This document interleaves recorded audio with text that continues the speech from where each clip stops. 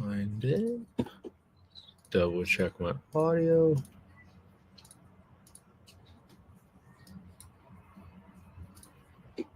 There we go. All right. Today we have a subto hybrid deal. So happy 4th of July, everybody. Today we got a subject to deal, which means that you're buying the property subject to existing financing, but at the same time, there is an equity portion of this deal. So that means that the seller probably wants to get the maximum selling price for their property, which is why they're selling on a subto seller finance hybrid. So for any equity portion of the deal, they want to finance that at a 0% interest rate, which means that that's just principal only payments. Okay. That typically occurs whenever someone wants to sell the property for as high of a purchase price as possible because they're entitled to that full purchase price, even if that buyer sells that property a little bit earlier than expected before that seller finance is completely due. So lots of reasons why people sell on seller finance in combination with a subject to, because they can get a higher purchase price because the value of the underlying loan at a 4.5% interest rate is a little bit more appealing to certain buyers. Okay, so 366 Sawtell Avenue, total monthly payment $2,650. Entry fee is $25,000. So let me go ahead and start putting down some of these numbers. $25,000 to the entry fee. I'm gonna zero everything out. 1462 square feet. See, the ARV they're saying is $396,500, and they're selling $405. So they're basically getting about extra $8,500 in premium, roughly. Okay, cash to seller $15,000, assignment $10,000. Okay, I can break that out further. $15,000, just to kind of stay consistent with the numbers here, so you guys are all following. And then your PITI breakdown is $24.95, and there's a seller carry portion of $155. Okay, long-term rental rates are $23.64. We'll check that. The mortgage information $324,181. $324,181. So I'm gonna come here to the loan section in K6. Put in a number 324,181. Interest rate is 4.5%. It matures in 12/31/51. So I'm going to do 21 here, 2021, since that's 30 years before 2051. Then there's seller finance piece, $55,819 at 0% interest rate, 30-year term, 12 payments a year, and 10-year balloon. So all those details matter. Just to kind of show you what I'm talking about. In case you guys are Instagram, you guys don't see it. All right. So now I'm going to put in the rest of my details. What is my purchase price here? Purchase price is $405,000. 405,000. Put that right in B4. For my rehab, let's see what's going on here. I don't have that many photos of this property. Let's see. Do these have more photos? Okay, this one has a good photo, Julia. I usually just try to look at all the other websites to see what it looks like. No flooring updates needed, so I'm going to assume I just need to repaint the place when the time comes to quickly turn it over, and no other rehab here. Okay? No other rehab. So I'm going to go to my rehab calculator. I'm going to replace the 2 toilets with high pressure flush toilets right here, just because I haven't had any issues with high pressure flush toilets or getting any calls for clogged toilets ever since I put those in my property. So I like to just keep my sanity, and the less calls I get about properties, the better.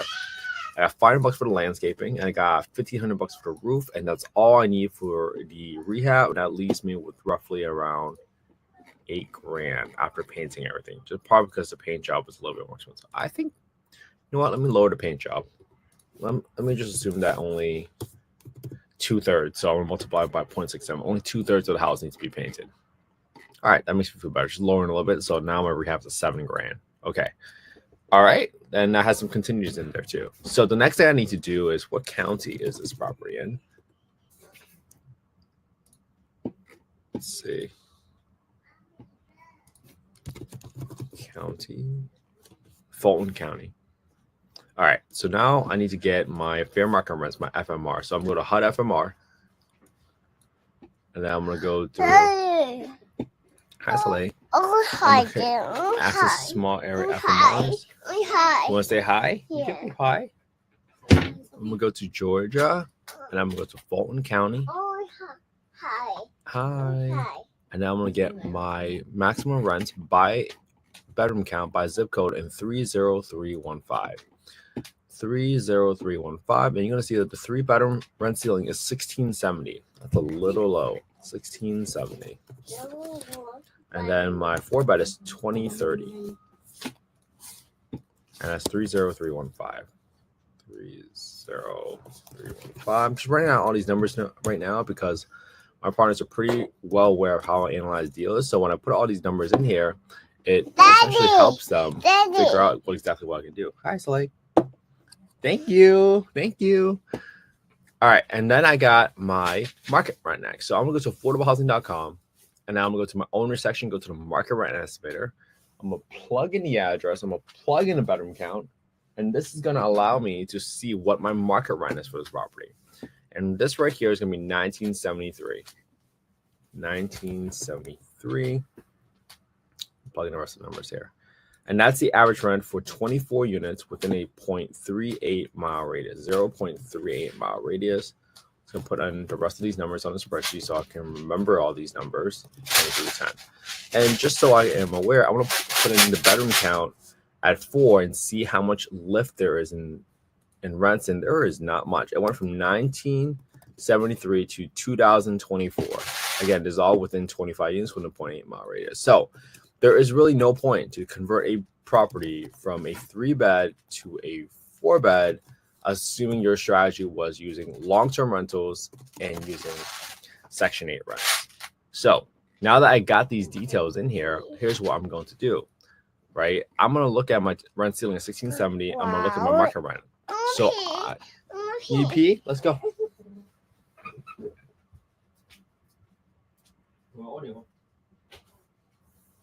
Ready?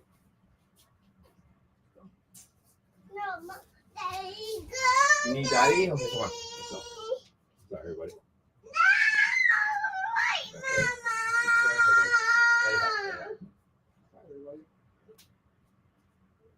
Let's go.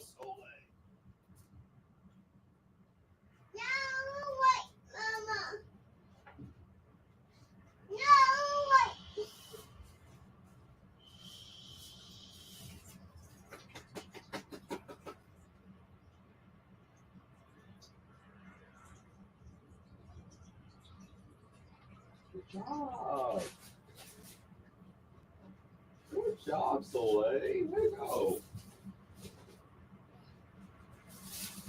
You done?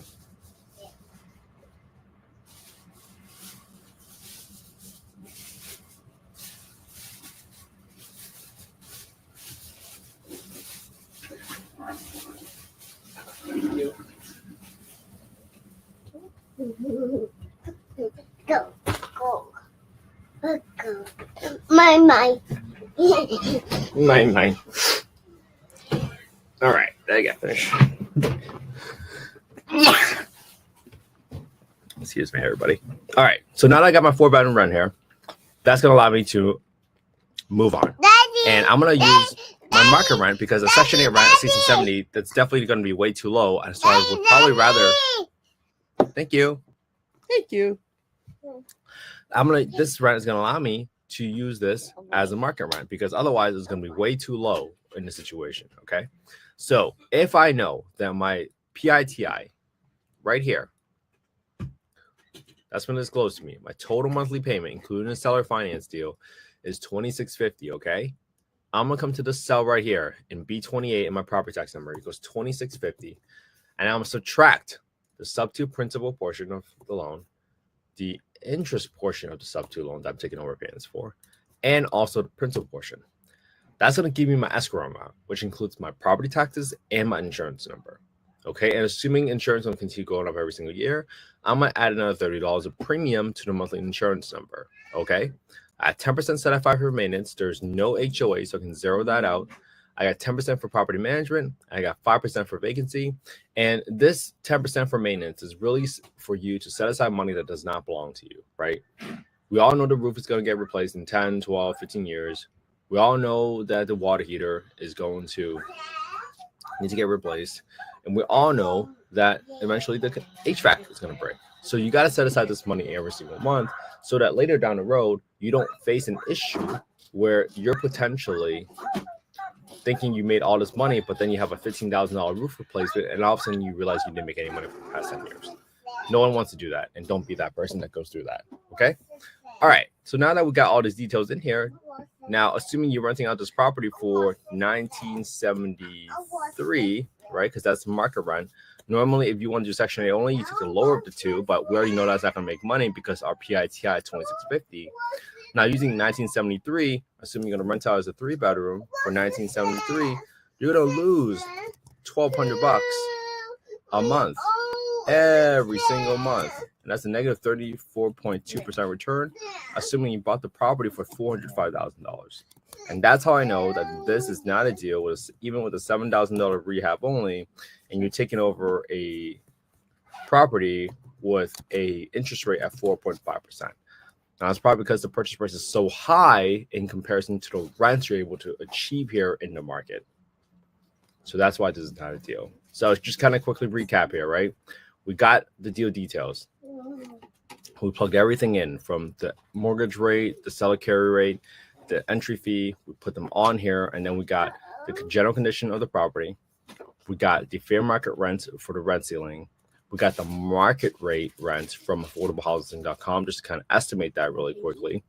And then we realized that there's no way that we're going to cash flow on this deal. And even if you use what the wholesaler was trying to disclose as the maximum rent at like $2,364, I mean, we saw the average at $1,973. So it's slightly lower, but maybe there's some apartments in here that's been mixed in compared to single family homes, and that's okay. But even at $2,073, that's still well below the $2,650. So that's how you know that it's probably not going to be a deal. And in those scenarios, that's something that I wouldn't pursue myself either. All right, so this is it, day 278. I hope you all have an amazing day with your family. Happy 4th of July, everybody. If you guys want a copy of the spreadsheet, just go to affordablehousing.io. Go to the Get Deal Analysis tool. So affordablehousing.io, not .com. Click on Get Deal Analysis tool. Put in your name, your email, your address. Promise I won't spam you. This was just the fastest way for me to get the spreadsheet over to you guys without having you guys DM me your email address and everything. Okay? I hope you all have an amazing 4th of July. I hope you guys spent some really great quality time with your family and friends today. I hope you guys enjoyed the barbecues, the cookouts, whatever you do. Drive safe and have a lot of fun with your family and friends today. I will be back here again tomorrow, and my sincere hope is that you're going to analyze the same deal I analyzed today. No excuses, not even because it's July 4th. Analyze the same deal I analyzed today using the same spreadsheet that we used, and just put it on your own YouTube channel.